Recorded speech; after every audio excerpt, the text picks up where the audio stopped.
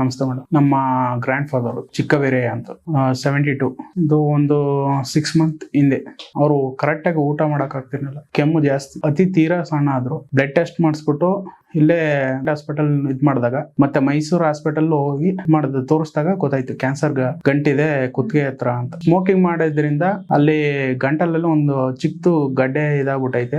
ಆ ತರ ಇದೇ first time madam. Hospital operation ಮಾಡ್ಬೇಕು ಅಂತ ಹೇಳಿದ್ರು. ಬಟ್ ಅವ್ರಿಗೆ ಏಜ್ ಆಗೈತಲ್ಲ, ಅದರಿಂದ ಕ್ಯೂರಿಂಗ್ ಆಗಲ್ಲ ಅಂತ ಹೇಳಿದ್ರು. ಊಟ ತಿಂಡಿ ಒಂದ್ ಸ್ವಲ್ಪ ಕಷ್ಟ ಆಗುತ್ತೆ ಮೇಡಮ್. ಈ ಲಿಕ್ವಿಡ್ ಐಟಮ್ ಮತ್ತೆ ಅದೆಲ್ಲ ಸ್ಮೂತ್ ಆಗಿರೋ ಐಟಮ್ ತಿಂತಾರೆ. ಈ ಮುದ್ದೆ, ಅನ್ನ, ಚಪಾತಿ ಆತರ ಐಟಮ್ ತಿನ್ನಕ್ಕಾಗಲ್ಲ. ಓಡಾಡ್ತಾರೆ, ಚೆನ್ನಾಗಿ ಓಡಾಡ್ತಾರೆ.